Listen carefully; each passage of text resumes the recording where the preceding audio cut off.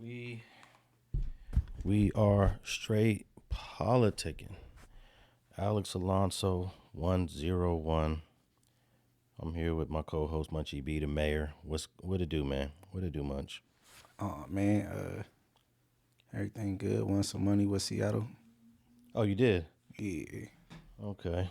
That was a defensive Super Bowl if I've ever seen one. It was like what? No touchdown scored in the first half. Nah, all field goals by the Seahawks, and it was a defensive game, but the Patriots' offense wasn't giving their defense no help. Yeah. Well, I think the Patriots are in the building. I mean, that quarterback is young. He's going to learn a lot of lessons. He's definitely going to be back for another one. I could tell he gonna be a good quarterback in the league, but they wasn't blocking for him. Yeah, and they wasn't catching. They wasn't catching his passes.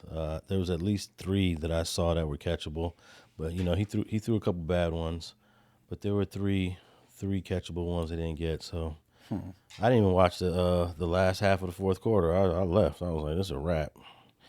You ain't supposed to let him touch your coach, kicker, or quarterback, man. He got sacked way too many times, maybe like 4 or 5. Oh yeah, he was getting beat up over there. Yeah, he gonna be all right though.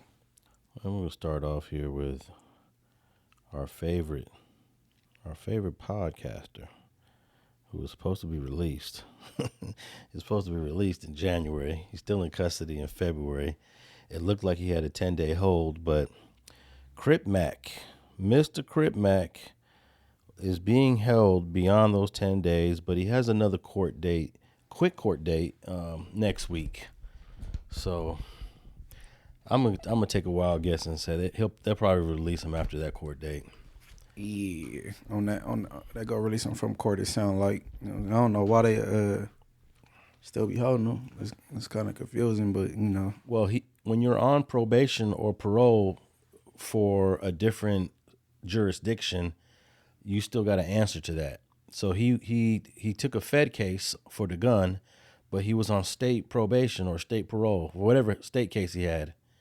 So that's a violation, technically. You caught a gun case, you violated parole, but the feds picked it up, they took you to jail, then you get released. Hold on. Knock, knock, knock, knock. The state of California is like, you violated parole by that gun case.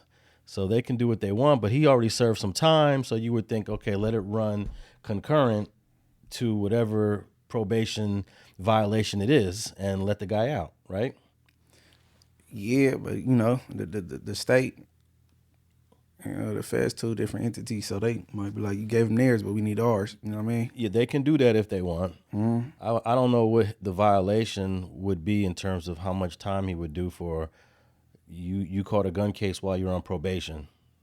So, okay, let me ask you this. If you're on probation, you catch a gun case and it stays state, you go to jail and you do your 2 years, your 3 years, whatever, and then you're out by does the state add violation to the offense? Nah, you they revoke your probation and then give you whatever time you go do for the gun. Yeah. And then they go reinstate it. You know what I'm saying? So you didn't did this time for this gun. You did 2.5, and now you go do 3 years probation. You know what I'm saying? So they'll reset the clock on you and give you a new probation after you get out of jail. Right. Okay, so that's what probably they're trying to figure out. He's not going to come home free of any restrictions. It sound like you gonna be on both. You gonna be on federal parole and then probation with the state. Yeah, most likely. So I think the attorneys are figuring it out, and by the 19th, when his next court date, he might get released, and I'm thinking we might start seeing him on back on some platforms by early March. I'm sure he's going to your place, No Jumper, first before anyone. Yeah, I believe that's gonna be his first stop, but I don't know where he gonna be jugging at doing his thing. You know what I'm saying? Yeah, man, and I thought that was I thought the first stop for 4Extras was gonna be No Jumper. Also, that was a little surprising that he declined it and went elsewhere. Yeah. I don't know if it was surprising after you kind of saw Adam wasn't allowed up to the hospital and things like that, like it stopped. You kind of figured it was gonna be shaky after that. You know what I'm saying? Yeah. So What if? But we'd all expect Crip Mac to continue where he left off, right? well, he left off with China Mac. China Mac not even in America. I don't know where he at. He overseas or he doing what he do. You know what I'm saying? Yeah, I was thinking about that. If he was going to come back and reconsider continuing what they was doing, because that was probably the best content that Crip Mac had been doing before he got caught up. Yeah, he was doing his best when he was with China Mac. Everybody else, it seemed like, you know what I mean? I think I told ODM Slim, I don't know if it was the last time he was here or the time before that, you dropped the bag on your boy. I don't think he liked that comment. But keep it real. ODM Slim, that's my boy, but homie management don't work all the time. You know what I'm saying? Yeah. Like it's almost never a good idea. You know what I'm saying? Sometimes, but you know, homie management ain't really a good idea. No, not at all. I wanted to talk about, we briefly talked about this before, Munchie, the Long Beach mayoral candidate that called for the gangs to come to fight. Well, I don't want to say to fight ICE. Speak. Well, hold on. What's the correct? You know what I'm saying? Well, I got a clip. I got it here on my phone. I'm gonna play it, but I want to say that he wanted them to. I don't know. Fight probably is not the word, because he was very clear on that. He wanted them to gather and come to a common ground. Yeah. About what the current state of what's going on. Yeah. Okay. All right. I have a clip. I didn't play you this clip before, but this is the actual original clip of Mr. Rogelio, who is a fair-skinned Latino from Long Beach. And here we go. I'm tired of seeing how there's poor, weak fucking leadership. And the police are not to blame. They're employees. They're there to do a job. So be mindful that the police are not at fault. They are powerless because of the weak leadership that is leading them. So please do not fault the Long Beach Police Department. They are just doing their job, and they are powerless against ICE. So I say this to say this respectfully. My future peace officers with the Long Beach Police Department, I apologize in advance for what I'm about to do, but it needs to be done because you have no power. You have no power, and you're caught in the middle. So unfortunately, my name is Rogelio Martinez. I am calling all 55 gangs in my beautiful city. I expect a gang leader from every gang, all 55 gangs, and I'm not going to name them by name, but I'm calling the Latino gangs. I'm calling the Cambodian gangs. I'm calling the Filipino gangs. I'm calling the black gangs. I'm calling the Pacific Islander gangs. I'm calling all gang leaders to meet me right here, Long Beach City Hall, this coming Monday. Why Monday? Specifically, I need you to be here to meet me in person to take back this city. Because our leadership is not doing anything about it, and our police are powerless. Once again, let me be very clear. My name is Rogelio Martinez, your 2026 Long Beach City Mayor, and I need your help. I need to see 55 gang leaders here this coming Monday. We need to take back the city. Enough is enough. ICE needs to get out of Long Beach. And this is the only way that I know how to get them out. Peacefully, but with strong force. But peacefully. And remember, the police are not at fault. The police are not doing anything wrong. I'm not here to defund the police. I stand with my Long Beach police officers, my men and women that serve the Long Beach Police Department. But they are powerless. They are powerless against ICE. I need your help. I need all 55 gang leaders to meet me here this coming Monday. And we need to take back Long Beach. Enough is enough. We cannot have any more innocent people be taken and detained. That's it, Munchie. Was that Monday King Day? Or you can't recall? I don't know exactly what day that was. But what do you think about Rogelio Martinez, man?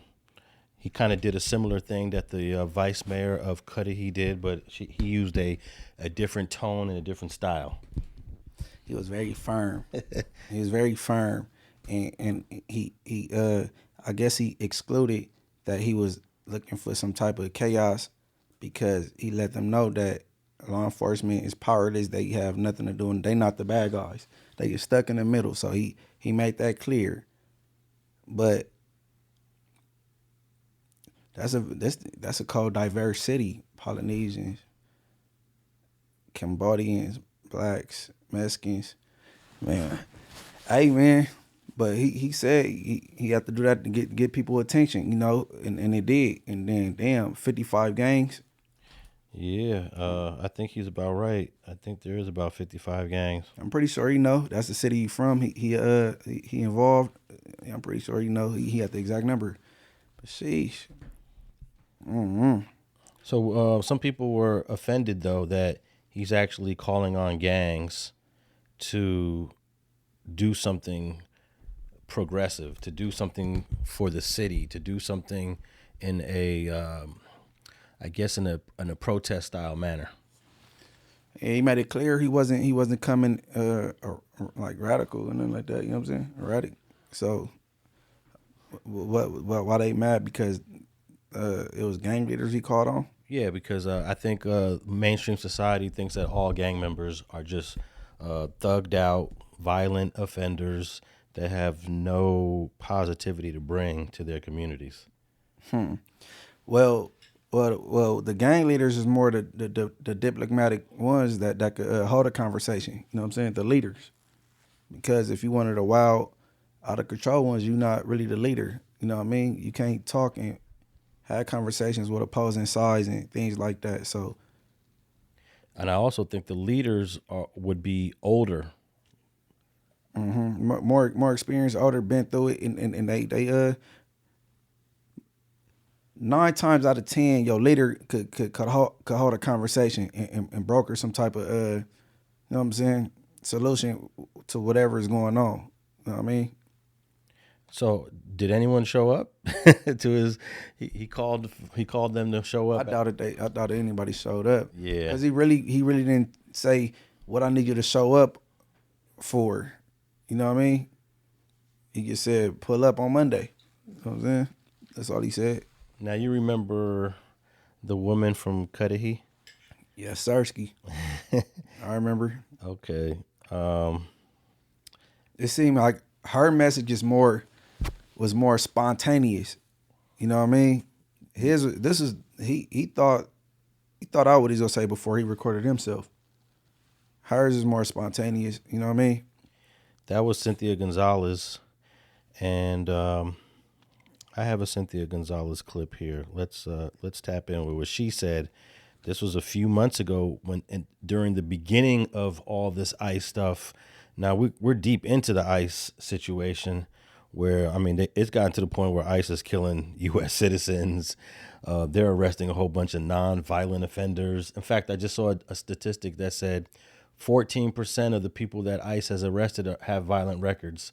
So that means that, 86%. 86% do not have any criminal records. So ICE is doing what they said they weren't going to do. But let's listen to Cynthia Gonzalez a few months back. Not for nothing, but I want to know where all the cholos are at in Los Angeles. 18th Street, Florencia. Where's the leadership at? Because you guys are all about territory, and this is 18th Street, and this is Corcoran. You guys tag everything up, claiming hood. And now that your hood's being invaded by the biggest gang there is, there ain't a peep out of you. It's everyone else who's not about the gang life that's out there protesting and speaking up. We're out there like fighting our turf, protecting our people. And like, where you at? Okay, so she went straight to naming hoods, 18th Street, and you know what? There is an 18th Street in Cudahy. There is, man. It's an 18th Street everywhere. Well, yeah, there's a lot of 18th Streets for sure, right. but she went straight to it, and she sounded like she grew up amongst it.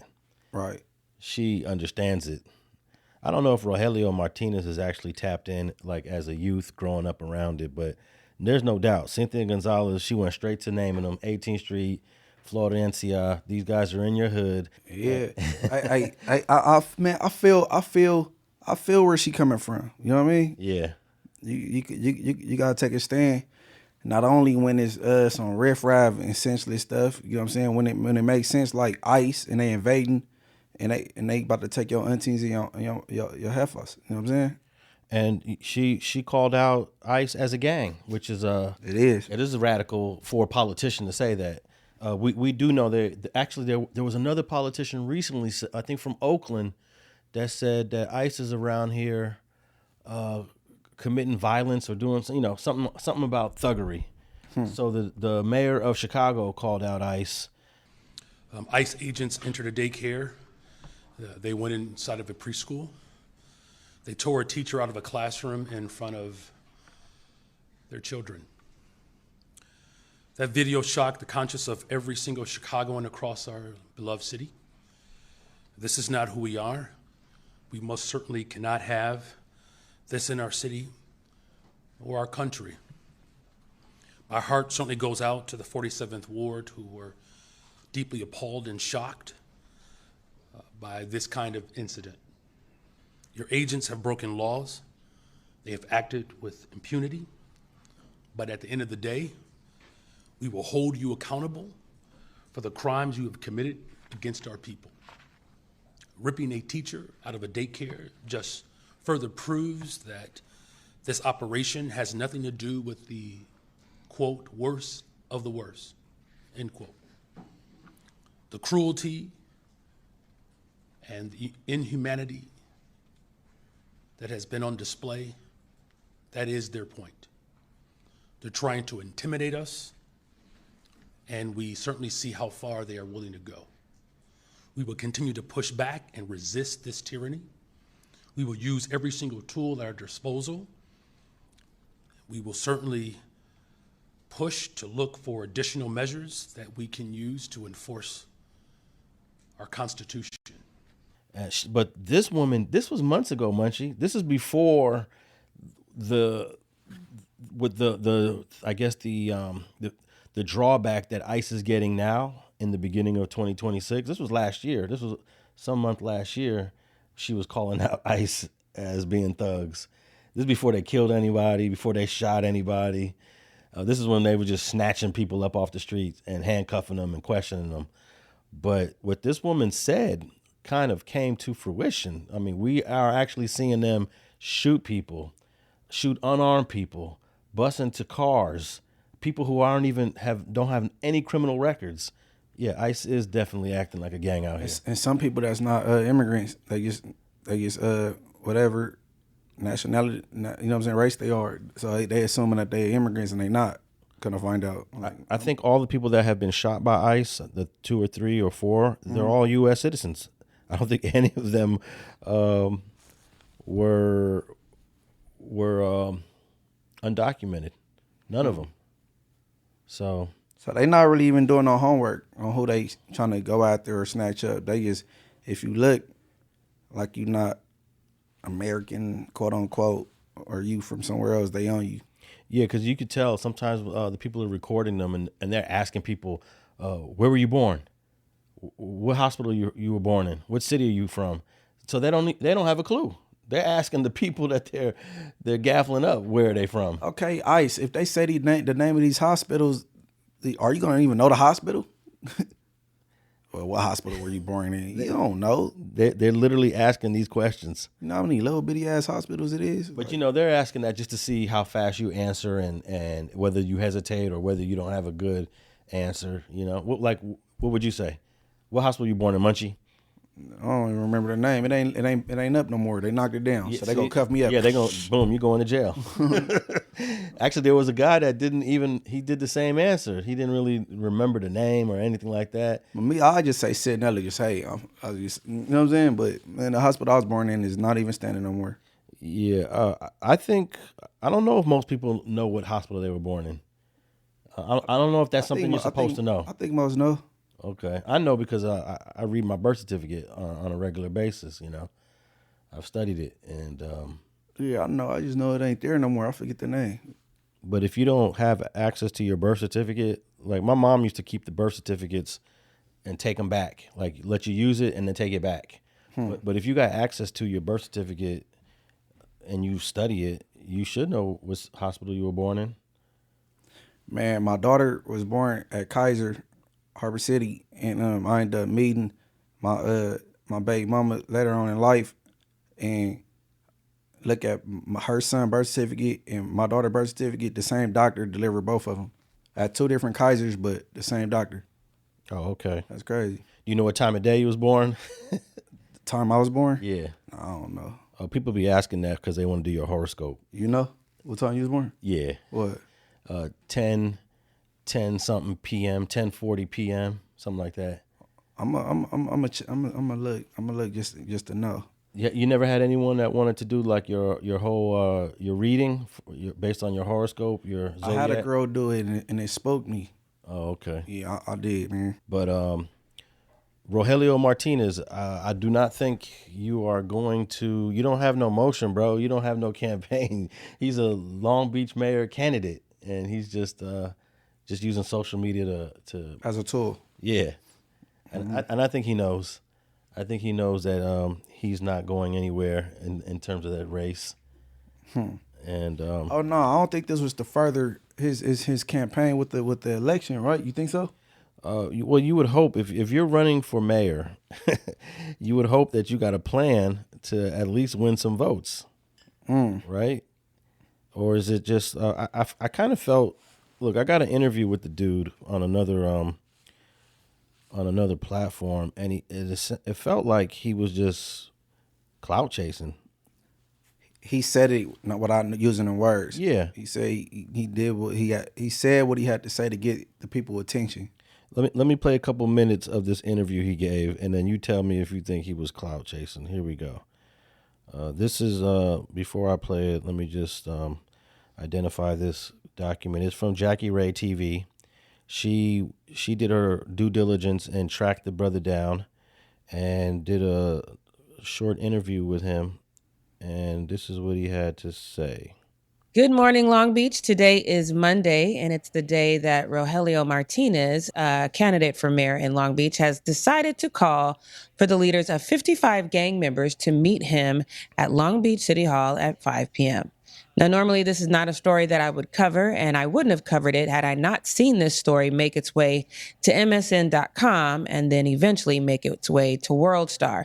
WorldStar does not pick up posts until they go a little bit viral, which is concerning to me. Personally, do I expect this to have any sort of validity to it? Do I expect any gang members to come out? No. But we also don't live in a society where common sense is abounding right now. So I am concerned about what may take place this evening in our city. With that, I'm also concerned at the call, the rally call. Why would this be what anyone, but especially someone who considers themselves a mayoral candidate, why would they make this call? So I called Rogelio myself and I asked him to talk to me about this, and he did. And this is what he had to say. Long Beach made headlines recently with the two gardeners that were detained and actually taken into custody by ICE. Have you personally witnessed any confrontations with ICE in the city? No, I have not. Okay. I've just been witnessing what the world has been witnessing, which is all of the images, especially of those two gardeners. That's what literally was for me the last straw. You know, I was like, you know what? Somebody's got to do something. I'm just a normal person. I'm no one special. I'm a grandfather of 2. I have a kid, a failed marriage. I'm not working right now. And I just figured, look, even me, with everything against me, I can do something about this. And so literally I said, you know what? I'm going to make a video that is going to get the attention of the world. And that's the video that I made. Well, it worked. I have to be honest. Your call to action was not something that I would typically cover because I didn't think it was a good idea. However, once I started seeing it on national news sites, and then when you made World Star, which is one of those ones that you really have to kind of go viral a little bit before they pick you up, then I felt like this needed some attention. But when I think of gangs, especially covering what's happening in our city regarding gangs, I felt like this was a terrible idea. So what was your thought process behind this? I was very meticulous and detailed in every word that I used. If you noticed, I never asked for any violence, not one time in the video. I never named a gang by name, meaning there is no gangs showing up today. Not one gang is showing up today because I didn't specifically call upon one gang. I made a very purposeful, intentional video to get the world's attention. And I just didn't know how much hate there was in the world for me. Do you think there's hate in the world for you specifically, or is there an understanding that while you didn't specifically name gangs, gang members, and you did not specifically call for violence, gangs are violent? So you didn't necessarily have to say, violence. You did say we want to do a non-violent meeting of the minds per se, but there are families in Long Beach that have lost loved ones to gang violence. There are people who are still grieving from gang violence. There are communities in our neighborhood. I cover stories all the time about the racially motivated violence from gangs in this city. Absolutely. And you know what? And those families have every right to backlash at me for the pain that the gangs have caused. It was my only way that I could get the attention that Long Beach needed. Look, right now, my daughter, my grandsons, even my ex-wife live in Long Beach. My little sister was born in Long Beach. Right now, I only care about the community known as Long Beach, California. Mr. Rogelio Martinez. Before you say anything, Munchie, I just want to make a few points here. I would tell this young lady that did the interview that gang members actually have meetings every week here in Los Angeles, multiple times at the YJC, Youth Justice Coalition, on the east side on Central Avenue. And these are OGs, older guys, mature dudes that are trying to come up with solutions and bring peace to the city. Obviously, she is completely unaware of that. We actually have Porky here from Kitchen Crip. He's one of the guys that's heavily involved in that, and there's many others. Secondly, I don't think it's a bad idea. She said it was a terrible idea, what Rogelio said. If Rogelio was tapped in with the same types of guys that are interested in what Porky and others from United We Stand Up, Twin, what's homeboy from Swan? He's Psych. He's heavily involved. Skip Townsend's heavily involved. My boy from Payback, Gardena, Taco's heavily involved. I mean, I can go on and on. I know I'm missing a whole bunch of brothers' names, but it's a great idea if Rogelio was tapped in with those guys like that in Long Beach. And Cynthia Gonzalez from Cudahy, she did not call for any violence in her rant. She just sounded a little bit more hood than we would expect a politician. And lastly, gangs, to my first point, the gangs are not violent, because I would take this young lady to a weekly meeting on a Wednesday or Thursday on the east side, a room full of about 50 dudes, Crips, Bloods, and Southsiders, and she probably shocked at the conversations that are taking place. Yeah. I mean, wherever she at in the world, Jackie, tap in. Come sit down with us on Straight Politicking. It's a good conversation. Whatever. I could tell she good at what she do. She's it's a misconception about gangs or whatever. You know what I'm saying? So it'd be a good conversation for us to have, us three. You know what I'm saying? Yeah, definitely. She has a nice channel here, Jackie Ray TV. She's very consistent with her content, and if she's local, shoot, maybe you could have her on an episode. Richard Hart. Richard Hart. Yeah, I love to have that dialogue. Yeah, but as for I think she is local because she said something about covering the Long Beach race crimes in the past. So tap in, Jackie Ray. Two things about the mayor candidate.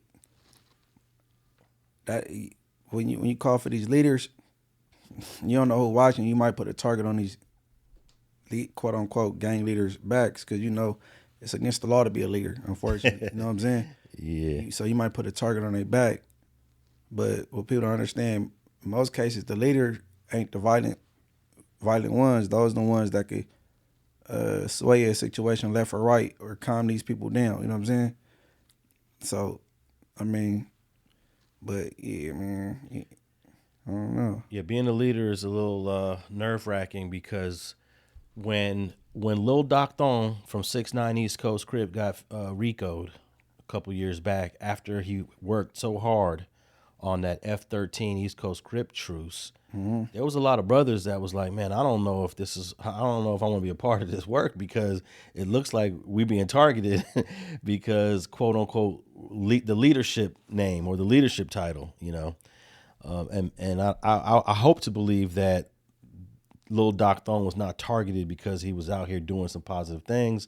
He had some old stuff in his past that came back to haunt him. But you know what? A lot of brothers have some old stuff in their past that might come back to haunt them. And when they do this type of work, intervention, prevention, peace talks, you might end up putting a target on your back for law enforcement to take a closer look at you. So a lot of dudes wanted to step back after they saw Lil Doc get indicted. Hey man, but see, if you got the power to stop something, a war that was that big, like the East Coasters and the Florences had going on, I mean, you gotta think, do law enforcement really want that? Because now, shoot, they ain't really got too much work to do. Not that they do anything anyway, but people still getting hurt. But you might be, and as much overtime or whatever else, because this dude Doc and oh boy, the big dog from up top with the Hispanics, they had put it to the end. So a lot of people, including law enforcement, they don't want peace. You know what I'm saying? No, that's a great point because these gang units that the police have, these gang laws, the gang suppression teams, that employs a lot of cops. That puts a lot of kids in college. That pays a lot of bills for cop families, for gang crime to be an issue. So, you want to believe that, these police want to bring peace. The mayor wants to bring peace. The city government wants to bring peace. But the more peace we have, the less policing we need. Right. So does that mean that budgets for law enforcement shall be reduced? They're never going to do that. But there was a movement for that after George Floyd got killed, defund the police, that's not realistic. You're not going to just defund the police. But I do believe that, hey, look at the budget for LAPD. Look at the budget for Inglewood PD. Crime has been dropping. Do we still need all these specialized units?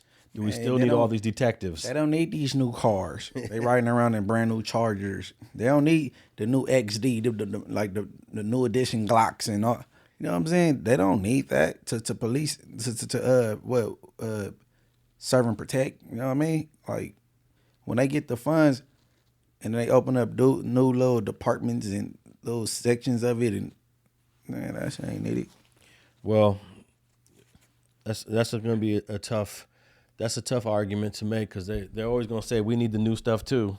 You know, our cars are getting old, our guns are getting old. I remember they all had 9mm Berettas. LAPD did. Those were nice pistols. Mm-hmm. But they said we need a new gun, so they went to the 40 caliber Glock.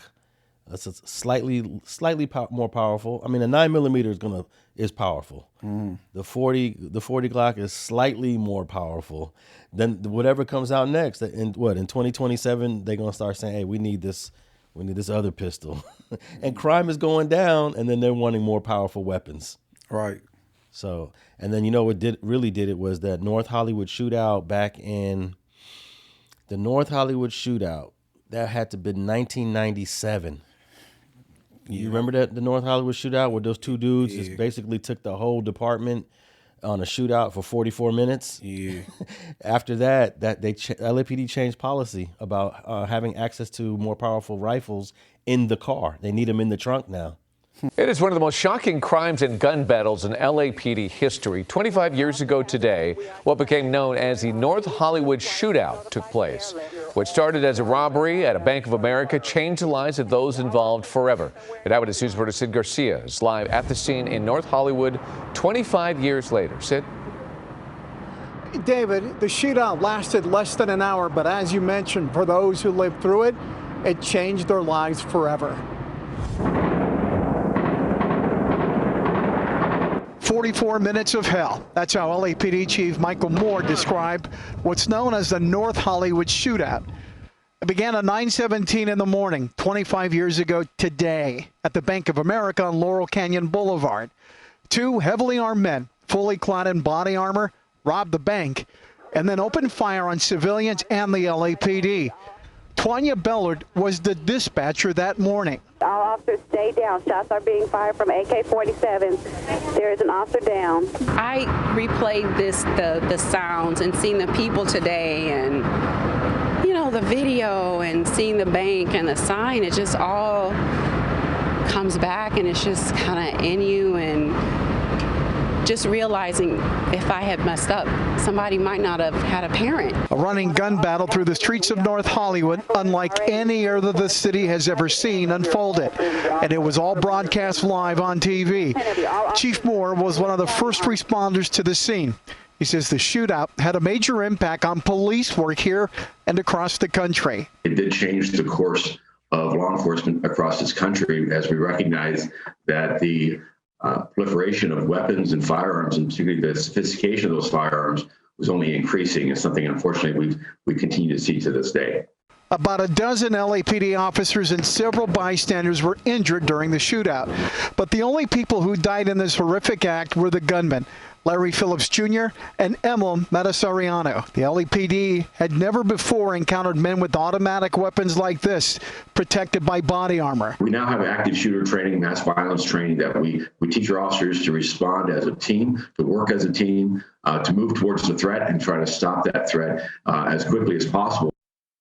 Because of one incident, I don't know if you ever pay attention, they have the sheriffs now have a shotgun in the middle, correct? The passenger and the driver. Yeah, and sometimes the LAPD will have a rifles mounted in the trunk, just because of that North Hollywood shootout. That shit ain't never happened since. That's like a one in a 50-year incident where two dudes just decided, hey, let's go to battle with the police. It might be another century before something like that happened. Yeah, for it to last that long, for like 40-some minutes.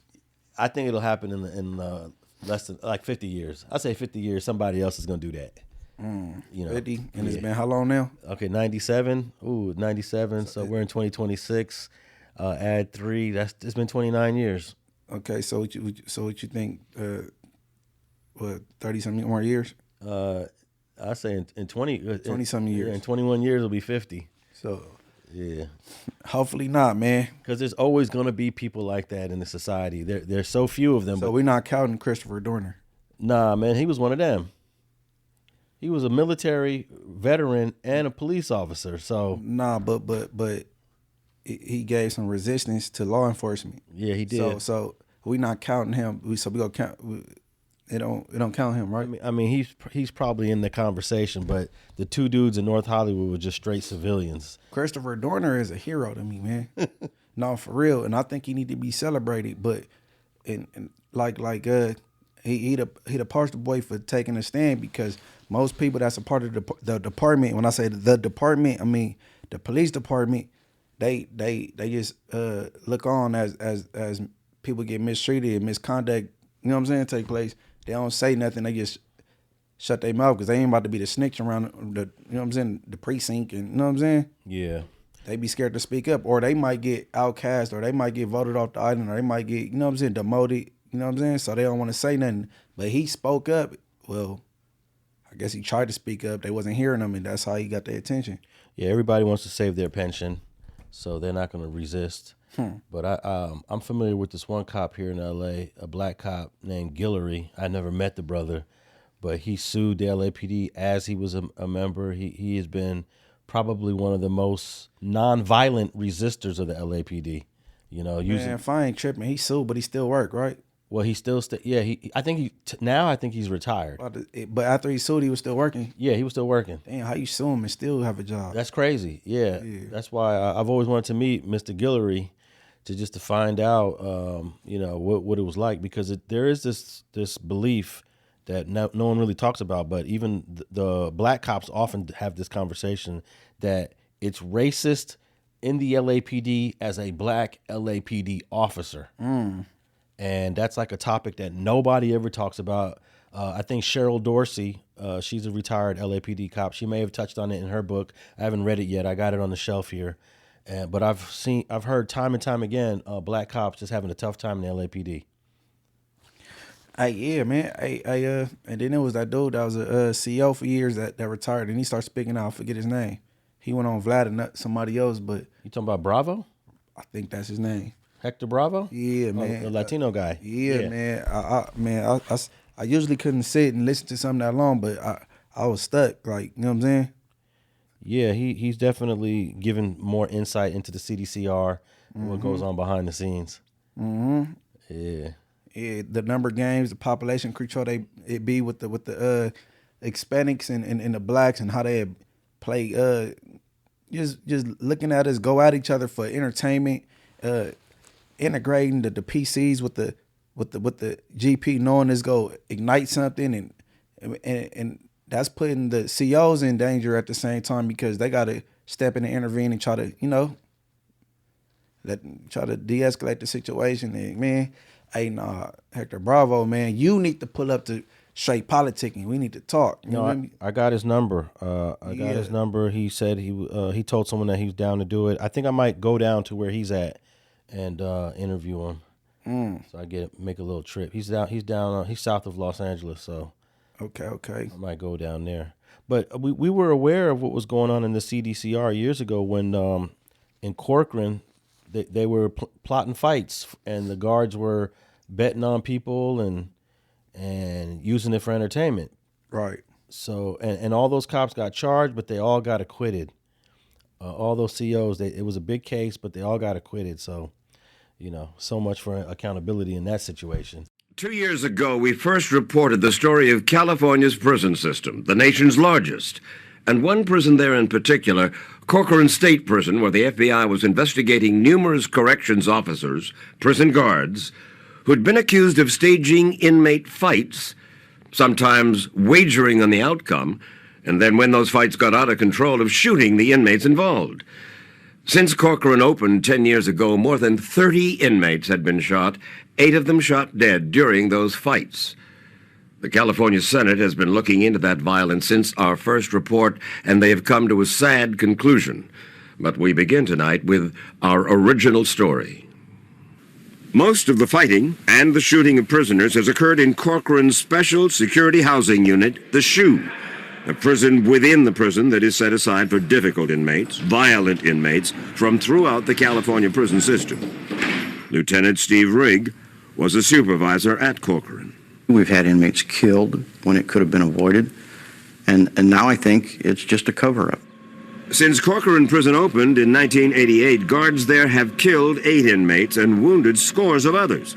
more than any other prison in the country. Why were so many inmates getting shot at Corcoran? First, the California Department of Correction is the only major prison system in the country where the guards are armed inside all the prison housing areas. And for years, its regulations called for an integrated exercise yard policy. But if you put feuding inmates, blacks and whites, Latinos, rival gang members, into small exercise yards like this one in the Shoe, it's bound to lead to violence. Right. And I don't think there's never been a really huge, large-scale CDCR case with a whole bunch of COs going to prison. That would have been the one, but they got acquitted. Man, hey, no, you knocked that out. I want to roll with you and you sit, you know what I'm saying? Sit sideline and feed you some questions. Hey, but no, we got to get that knocked out for Street TV. Oh yeah, for sure. All right, man. I got this story sent to my inbox. It was kind of crazy about a shootout that happened in East LA. A 26-year-old man shot after attempting to rob a customer eating at a taco truck. The customer actually ends up pulling out his gun when the dude was trying to rob him. And unfortunately, well, maybe fortunately, depending on your perspective, the robber got shot and killed. Here's a clip. Here's a quick clip. An attempted robbery in Boyle Heights turned deadly overnight. The LAPD says the suspected robber pulled a gun on a man eating at a taco truck. The man being robbed then pulled out his own gun and shot the robber multiple times. The robber, identified as a 26-year-old man, died at the hospital. Police say the other man drove off after the shooting and they're now looking for him. Hey, the guy did his self-defense and said, "I'm going home." He didn't stick around for the police or nothing, man. Hey, so he had a legal pistol he did that with? We don't know. Yeah, I want to know if he just had a strap that he bought off the streets and that happened, or was he able to carry? We don't know, but whatever he did was legal, even if it's an illegal gun. So he'll still get a gun charge? He'll get a gun charge. Yeah, what do you do? That's probation. But sometimes when they want to make an example out of you, let's say they find the dude and they charge him with a murder, right?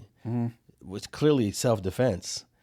And he's going to have to go through the system and get acquitted. And usually when they charge you with the murder, they won't charge you with the gun offense because it looks minor. You're charging him with murder, and then you're going to throw on the gun offense, having an illegal gun. Let's go eat the gun up anyway. Yeah. Right. But it depends. A prosecutor might think, okay, he might get acquitted of the murder. So just give him the gun. Let me throw the gun charge on there anyways. But then it looks bad to a jury. They're like, well, wait, you're charging him with murder, but then you're charging him with this ticky-tack 2-year gun offense? Because that message you're sending is the murder is weak. If the murder is not weak, you would not charge the gun offense. So in most instances, they don't charge the gun offense in this situation. And if you get acquitted, boom, you go home. I don't think they're going to charge him at all. I hope not. But hey, you never know with these DAs. You know, it says they're looking for him. They want to talk to him. Oh, he got on. Yeah, he got on. He went home. Oh, he smoked him and bounced. Yeah. They ain't gonna be looking for him for long. If he don't come forward, they ain't gonna be looking for him for long. You know what? I remember we were covering a similar situation in Philadelphia. I was doing an episode with FG, and this is on video. This guy's in the liquor store. He's paying for his stuff. His back is facing the camera. A guy walks in behind and tries to rob the dude that's paying for his stuff at the counter. The dude at the counter pulls his gun out and shoots him right then and there, and he bounces. And the Philadelphia News says the Philadelphia PD is looking for, they called him the suspect, and you can clearly see on camera it was a self-defense. Hey, man, some of these business owners or people you trying to rob ain't playing, man. Their objective is to get a hot dog and make it back home or whatever they doing. Like, everybody ain't, you know what I'm saying? Yeah, man. So I think this is a good lesson for people to realize you can't just pull up on somebody and rob them. You just never know what somebody's got on them. And facts. As soon as you pull out that strap, you better be ready to use it, because the victim, he's going to pull out his strap and immediately start using it. And that's what happened here. He downed the robber. Right. He downed his ass. The title here, this was an Instagram title. The guy says, customer pulls out blick. They call him a customer. Yeah, customer pulls out blick and shoots the robber. That's exactly what he is, though, a customer. Yeah. You know what I'm saying? So the people that he just bought a hot dog or taco or whatever from downtown, they must have told him, like, he just paid for his food. And you know what I'm saying? And, of course, the sheriffs, I believe this will be, no, if it's Boyle Heights, it's LAPD. I'm sure the police, they want his, I don't know, statement. They want to close this out. Maybe they might think of wanting to charge him. Of course, they're going to ask him a bunch of questions. Are you a gang member? But I don't know if it's on camera. There's no video that I know of this situation. If it's me and I'm the customer, I'm not coming for it. Why not? You could close the case at this. It was a robbery gone bad and he got killed. You could just close it with that. You don't need me. Yeah, but they want to know, damn, who out here killed somebody in self-defense? That person can't remain anonymous. Yeah, you know. I am, because I ain't coming for it. I ain't coming for it because then I'm saying, depending on, like, I might have not supposed to have had this pistol. Now I don't even want to play with the idea of charging me with a firearm and just leaving the murder alone. Like, nah, y'all got y'all story. You know what I'm saying? Yeah, apparently the witnesses told the police exactly what happened, but they still want to talk to the shooter. Yeah, man, you got your story. I think I would leave the scene like he did, and then I'll go down to the police station the next day with my lawyer, and just say, yeah, the guy pulled the gun out on me and I shot him. That's it. Or I'll let my lawyer do all the talking. I wouldn't. Yeah, I'm staying at home watching TV. There's too many cameras. I'm sure that once they do their deep dive on the cameras, but they might see me and be like, oh, this dude got a heap of tattoos. Oh, hell, he's a street person. Maybe he was gang related and want to switch the whole narrative. Nah, y'all, it's cool. It's a good moral to the story. Don't try to take what's not yours or it might end bad. Run with that in the story. Yeah, I don't think that there's just too many cameras. There's just too many cameras to think you're gonna get away with it. Oh yeah, well, do your job. You know? That's the problem, man. We help the police too much, man.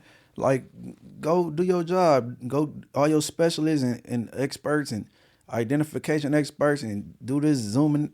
Do what you got to do. Let's see if y'all really work for y'all check. But you don't want to come off as if you're guilty though, and they'll use your evasion as evidence against you. You know, the first thing they're gonna say. I remember when I was covering the Dollar shooting. Remember Dollar, the dude from Mansfield? He was from Atlanta. He got shot at the Beverly Center back in 2009. They made a big deal about the guy not turning himself in after he shot and killed Dollar. And they said that they tried to tell the jury that was a sign of guilt. He didn't want to, turn himself in. Well, in this case, everybody don't watch the news. You know what I'm saying? Like, shit, I didn't know I was on the news. I didn't think something that happened in downtown LA would make the news because y'all look over us all the time in the inner city. Everything on the news is on social media now. Like that clip I just played was off of Instagram. So Instagram is the news, and you don't think that a shooting or a homicide is going to pop up on Instagram or TikTok? And look, we in California. This might be one of my non-English speaking brothers that's not even supposed to be here. Oh, imagine that. So hell no, man. Kick back on your couch. Imagine that. Justice was served on his own without the police. And imagine that if he's not a citizen. Yeah, if he's not a citizen, yeah, stay home, bro. They know what happened. What else you need? You feel me? Or call me up. Call Street TV. We'll do an interview we'll do it over the phone. Right. Yeah, because I don't think you did nothing wrong. The world don't. If they not even calling him a suspect. They call him a customer. Yeah. They for sure not calling him a victim. Nah, they call him. Well, I didn't. For some reason on this story, I didn't even tap in with the official. Like from the news. I just got a little Instagram post off of that one. We got a would-be robber and a customer. You know what I'm saying? All right. So I got another story we covered before, Munchie. You remember the black cop named Clifford Proctor who shot and killed a homeless dude 10 years ago in 2015, and they decided to charge him in 2025? In Inglewood? Venice Beach. Oh, it happened in Venice. Oh, yeah, okay, and it was on camera. This is before body cam, so it was on camera.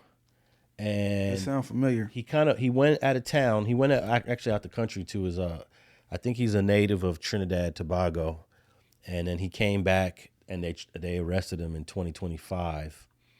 And remember, I do recall we were talking about, is he going to bail out? I wonder if he's going to bail out. Eventually, he did get bail, and he did bail out. Do you recall us talking about this guy? Sound familiar, vaguely. He pulled a gun out on a homeless dude and ended up shooting him. And there was a camera mounted. There was a camera mounted on the side of the building, and it caught the whole thing. And it looked like a bad shooting. It just looked like a bad shooting. But that was 10 years ago. Mm-hmm. So the case went on for that long. Yeah, so I guess, different DAs feel different ways about it. And the Jackie Lacey never wanted to charge him. So here we go. Here's the story. Former LA cop took multiple international flights after being charged with murder, court filings revealed. Now, we were aware when we covered this story before that he did go out the country, but it just seemed like he just took a trip and then he came back and got arrested. But now they're revealing more information about him traveling. It says here, a former cop who allegedly killed an unarmed homeless man was able to take multiple international flights while he had a warrant out for his arrest for murder. Clifford Proctor shot Brendan Glenn while on duty as a Los Angeles police officer in 2015. Glenn, who was 29, was killed after Proctor and another officer, Jonathan Kawahara, responded to calls about the homeless man and his dog causing a disturbance at a Venice Beach bar. The officers attempted to arrest Glenn, which resulted in a struggle before Proctor shot him twice in the back. Okay, Proctor's defense attorney said that his client believed Glenn was reaching for his partner's gun. In 2018, the DA, Jackie Lacey, declined to bring charges. See, it was under another DA at that time, Munchie, and Jackie Lacey refused to ever charge cops. I think she charged one cop in 8 years. So she wasn't going to charge this cop. Former LAPD Chief Charlie Beck disagreed with Jackie Lacey and publicly called for Proctor to be charged with a crime. That's crazy. The chief actually says this cop did a bad shooting. I know there are public concerns about this particular officer-involved shooting, as there are any time an unarmed individual is shot by a police officer. I am also very concerned about this shooting. It takes an extreme set of circumstances for a Los Angeles police officer to become involved in a shooting with an unarmed individual. We are at this point in the investigation, we don't see those extreme circumstances. Lacey was defeated in 2020, and then George Gascon decided to prosecute the shooting. After Gascon took office, he hired a special prosecutor to examine it. And then grand jury transcripts unsealed last year revealed that Kawahara said he did not believe Glenn was going for his gun. Now, Kawahara is his partner. So his partner, Proctor's partner, said he did not believe that Glenn, the homeless dude, was going for the gun. I didn't feel or see Mr. Glenn trying to disarm me, Kawahara testified against his former partner. Ooh, that's pretty tight. This is to hear a cop testify against another cop.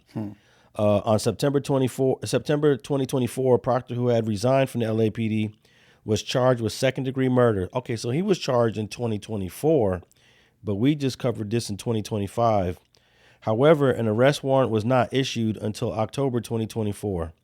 On October 2nd, Proctor flew to Trinidad, where he holds dual citizenship. Proctor's defense attorney, Tom Yu, said it was a pre-planned vacation. Proctor was not arrested until October of 2025. So that's a year later. They issued a warrant for his arrest. He's not arrested until a year later. He was arrested at LAX after returning to Trinidad. So just more information about his traveling is coming to light. He did bail out. And do you remember this other part? His partner, he shot his partner in the leg on accident while he was shooting Glenn the 2 times in the back. That's why the partner didn't mind telling the truth. Like, man, I didn't see him reaching for them. What you bust for? Yeah, you shot me. Right. And that's pretty rare too, because I think they call that crossfire. You cannot, as a police officer, you got to look at your background before you start shooting. And you got to at least make sure your partner is not in the background. So that's why that's what I'm saying. I thought the partner was just doing the noble thing. Oh, you think that might have an impact on it? Yeah, before you shot me, what you shoot me for, man? He's homeless, bro. Like, yeah, I think that took a lot of, you know what I'm saying? That's a lot of the reason why he stepped forward and said, nah, he wasn't. I didn't feel him reaching for my gun, or I didn't see him. That's the reason, because you shot me, bro. Maybe I would have had your back if you just would have hit him and missed me. Yeah, that if that's true, that's crazy. And then that's rapid fire, because if you shot your partner twice, how many shots did you? No, he shot Glenn, the homeless dude, twice. And how many times did he shoot the I think his partner Kawahara got shot once in the leg. That was rapid fire. How many times you busting? Yeah. Proctor is out on $100,000 bail, but the current prosecutor now, because it's not Gascon anymore, it's Nathan Hockman. He has not decided whether to take the case to trial. That bail is low. 100,000? That's low. Oh yeah, I'm not sure if it's 100,000. That somebody lost their life, and your bail is 100,000. That's low. And he was given permission by the judge to travel to Seattle, Washington for work. What kind of work you doing now? I guess he's consulting like a lot of retired cops do. So he retired before he got fired. I guess he felt the heat was coming down. Mm-hmm. And I just don't know what's taking Nathan Hockman so long to decide if he's gonna take him to trial. Hey man, when you a police officer, you just not. You got more leeway than the average human. You know what I'm saying? You get away with more. It's crazy. Yeah, you definitely get some perks. Yeah, if I had a drunk fight with this same person that's resting, and I accidentally unalived them, it'd be a whole different story. No doubt. I just saw a police officer get pulled over for a DUI, and the cops that pulled him over, they did everything that they can do to make sure he didn't get charged with a DUI. But it was all on body cams. These cops are so dumb. Everything's being recorded. Charged with trying to cover up a drunk driving crash by an off-duty officer. Prosecutors say Michael Caligari and Ryan McLaughlin tried to conceal that the driver was a fellow cop. The officers are accused of texting one another on their personal cell phones to figure out what to do. Eyewitness News reporter Darla Miles is live in Lower Manhattan with details. Darla? Sade, this incident happened back in October 2024 when both of these officers were assigned to the 10th precinct. That's when prosecutors here from the Manhattan DA's office say their blue wall of silence crossed over into criminal behavior. Friday morning in a Lower Manhattan courtroom, two NYPD officers are seated behind the defense table. Michael Caligari and Ryan McLaughlin now facing felony charges of tampering with public records in an alleged cover-up in order to protect a fellow NYPD officer from getting a DWI. And now we see that you guys are giving this drunk cop preferential treatment when he should be charged like all other citizens for the DUI. And they were definitely protecting him. Yeah, that's toe up, man. Rest in peace to the man that lost his life in this story dealing with this dumb police or whatever. And let me just add that Clifford Proctor is black. That's just I don't. It does to me. It doesn't matter what your race is when you're a cop. If you did dirty, but there is this belief. I don't know if you tapped in with this. There is a belief that black cops get charged faster than white cops for the same offenses, for the same misdeeds, for the same mistakes, that they're quick to charge a black cop. And you heard Charlie Beck's quote. I'm surprised. Very, very rarely does a chief say, oh, yeah, my cop messed up. Chiefs be protecting their cops. But he said, oh, no, Clifford Proctor, he messed up. He needs to be charged. Yeah, a lot of, but I can't assess the situation because is he saying that because a fellow officer got shot also? Yeah, maybe that might be part of it. But all right, man. Last thing I want to talk about is crime in the city. Since we just finished another year in the city of L.A., the county of L.A., I should say, because I want to just bring up some homicide numbers for different cities. Hey, we had a relatively decent 2025, man. Oh, yeah. Even though we had a lot of stories to touch on that was violent in the city, but overall, it was a regular crime-ridden year. Not too high. Could have been a little lower, but it was definitely not too high. And for the city of LA, we'll start off with the city of LA. Homicide numbers. Let me see here. I thought I had it here. The city of Los Angeles, which is in the county of Los Angeles, and for those who are not really aware of our geography, we got 88 cities in Los Angeles County, and Los Angeles City is one of those 88 cities. And in 2025, there was 230 murders. Does that sound like a lot, or 230 murders? Yeah, 230 murders. In LA County? No, it's LA City. The city. Just for the city. 230, and we have 4 million people. 4 million people.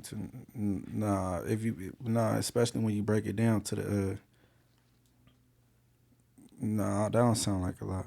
Nah, it's really not a lot. No disrespect to the 230 families of those victims, but when I was in high school, we would have like 800, 900. There was 2 or 3 years in the late 80s, early 90s, like 1,050, and there was less people. So just imagine that, 1,000 homicides down to 230. Same city. Right. Same city. Bigger population. Right. Let's throw the homicide numbers for a couple of random cities throughout. Well, let me offer some first, and then if you got some you want to know, let me know. But there's these 3 popular areas north of Los Angeles: Santa Clarita, Palmdale, Lancaster. That's the order in terms of distance. Santa Clarita, 5 homicides last year. Palmdale, a little bit higher, 9 homicides. Lancaster, 33 homicides in Lancaster. Go down out there in Antelope Valley. But 5 and 9 is pretty low for those 2 cities. Mm-hmm. There's something very uniquely different going on in the city of Lancaster for it to have 33 homicides, and that's a city of 160,000 people. Well, you got people that go to cities like Lancaster for lower rent. So a lot of people that's in Lancaster not originally from there also, you know what I mean? You know, when they get to knocking down the projects and how you say it, eminent domain? Eminent domain? Eminent domain. Like that. They a lot of people was, you know what I'm saying, shot to Lancaster, Palmdale area. Okay. It just made me want to look up another city that a lot of people go to, which is Victorville. Let me see if I could pull up Victorville's.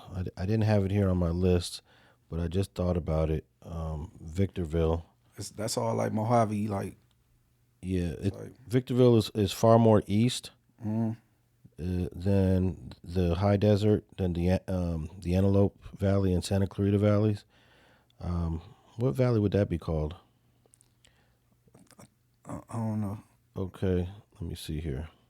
It's considered the IE. Definitely the IE. I had never looked up Victorville, but I just thought about it when you were talking about different places people go, moving from Los Angeles. And they had 11 homicides in Victorville last year. And that's pretty high considering it's a population of 140,000. So, yeah, it's a little high. That be these cities they migrating to, you know what I'm saying? Yeah. And that's why, and I like that, bro. That's why I like these mayors don't even be wanting to, you feel me? They be hating to see us come sometime. When I say us, the minorities, like, you know what I'm saying, the black and the brown. Okay, let me throw a couple of, two more towns. that we're familiar with. Compton. Compton had 18 homicides last year, and it's a city of just a little over 100,000. So that's a high. That's definitely high. 18 homicides, and there's only 91,000 people living there. Damn, it's less people in Compton than it is Inglewood. Yeah, Inglewood got over 100. In fact, I'll pull up Inglewood for you right now. Probably like 108,000. Yeah, I think Inglewood had 15 homicides, a little less than Compton, but there's a little bit more people in Compton, so that means that Inglewood has a lower homicide rate than Compton does. So Lancaster 33, Compton 18, Inglewood 15. Now I want to just throw in a couple of other Latino towns just to get an idea of the difference of homicide rates. Any particular one you want? I think you skipped Long Beach. Oh, all right, let's do Long Beach real quick. Long Beach is the second largest city in the county. It's got over 400,000 people. And Long Beach had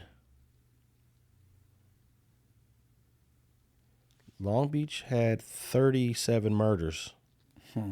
And you would say, okay, that's a lot of murders, but they're the largest city after LA in the county. Yeah, Long Beach has almost 500,000 people. Right. So that's expected. 450,000 people in Long Beach. Okay, so I got El Monte. El Monte is a small town going east of Los Angeles. It's a well-known Latino section. They had 6 murders. La Puente, very well-known section of I guess the SGV. They had 2 homicides last year. And I'll throw in one more because everyone at least has heard of Baldwin Park. Let me look it up right here. I didn't have it here in my notes. Baldwin Park, California. And who's the face of Baldwin Park these days? Hey, it's a dude that's walking around with a Grammy. Shout out Lefty Gunplay. Baldwin Park has 69,000 people, and they had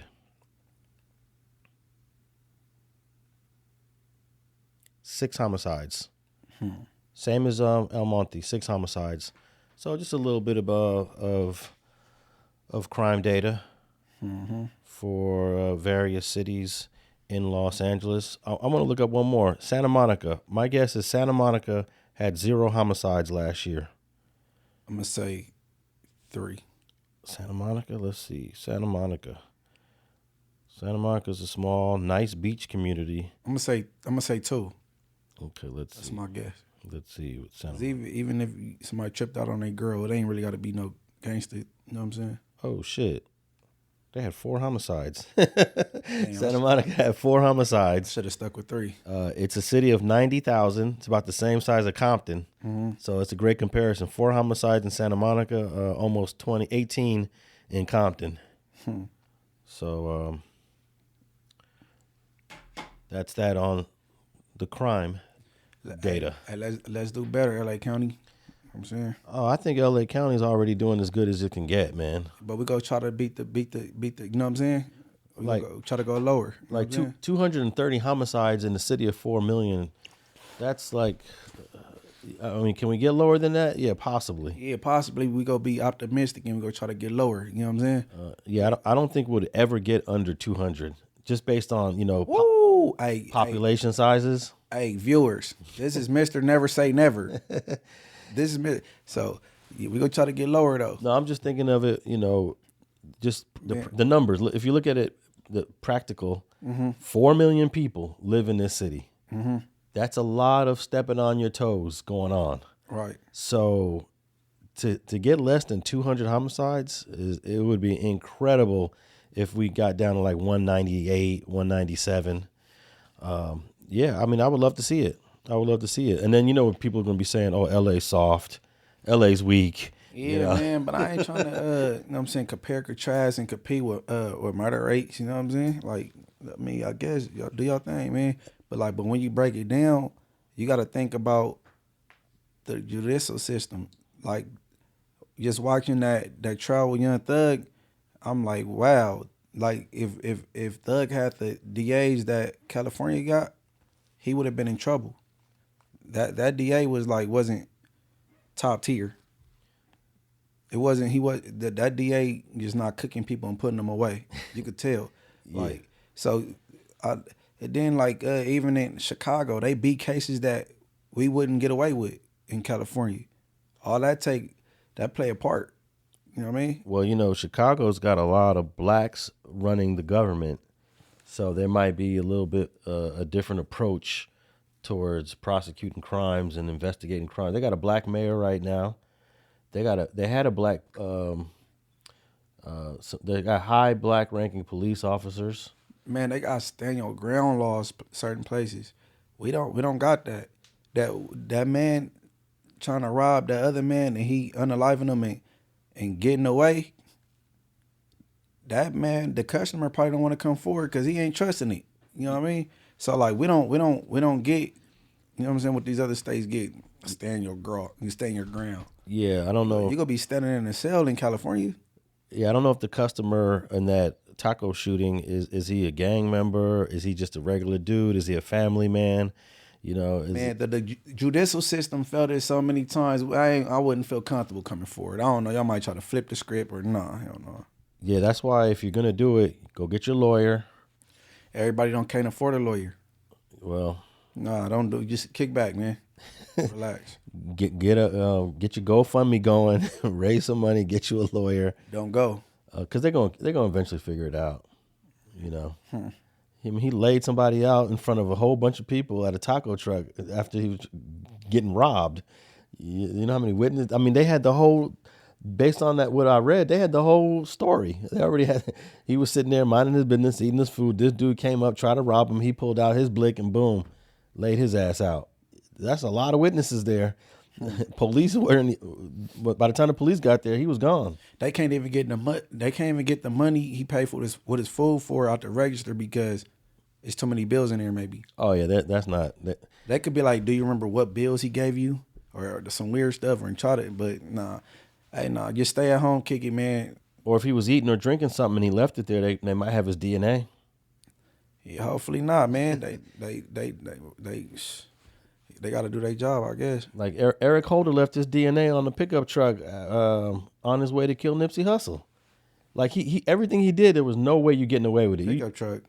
Remember, he was eating his chili cheese fries, walking through the alley on his way to shoot Nipsey. But that wasn't premeditated at all. So that was spontaneous.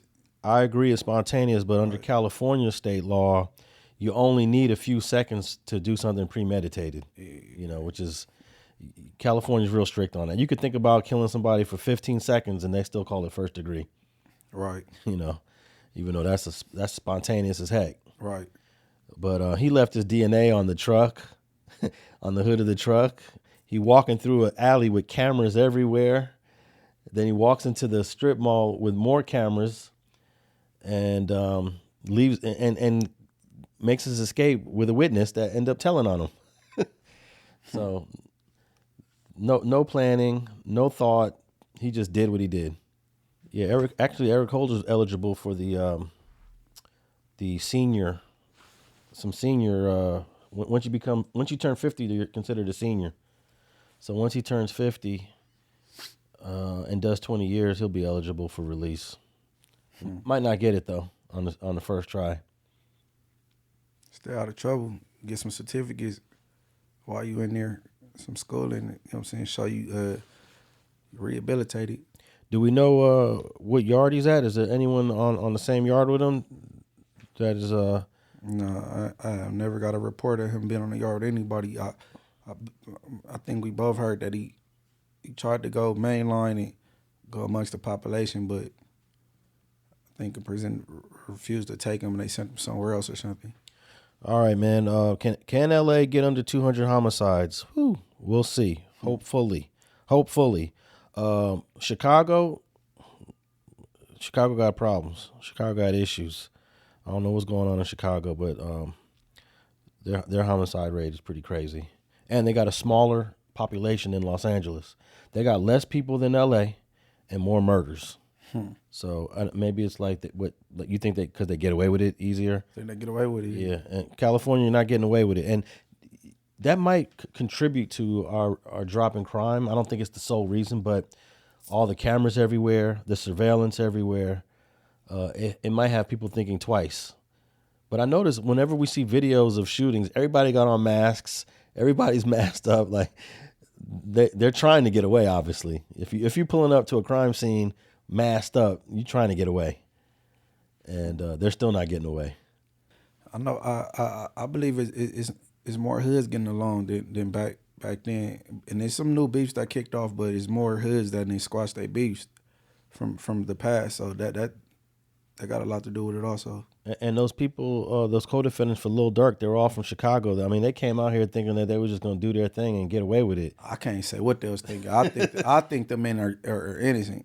You know what I mean? I don't know what they thought. All right. Well, somebody on those cameras thought they were going to do their thing. I'm not saying that those are Lil Durk's co-defendants, but I mean that whole crime was caught on camera, just like Eric Holder's. You know, it's almost indisputable when you're on camera from beginning to end. And I don't know what Chicago don't got cameras like they got in here in LA, or they don't look at them. The police don't follow up on them. They just, or they don't turn them over to law enforcement. Because I know the police will knock on everybody's door on the block. You got a camera? You got a camera? You got a camera? Can we get that? You got a Ring camera? They go to all the stores. Can you download that right now? You look at the body cam. Hey, how can I get that? Can you email that to me right now? They on it for every single camera that exists. What, Chicago don't do that? No, I just think they police different. All right, man. Morals over money. Yes, everybody like, hype, subscribe. Morals over money and Victoria's Secret by Munchie B. Victoria's Secret. I saw your interview with Angie Smalls. Shout out Angie. I was surprised to hear her say she broke up with her dude. Yeah, shout out Angie. She broke that news on your channel. Yeah, so Angie single, y'all. There you go. Alex Alonso 101, all social media platforms, Street TV, YouTube, Apple, iHeart, and Spotify on your favorite listening device. And we out.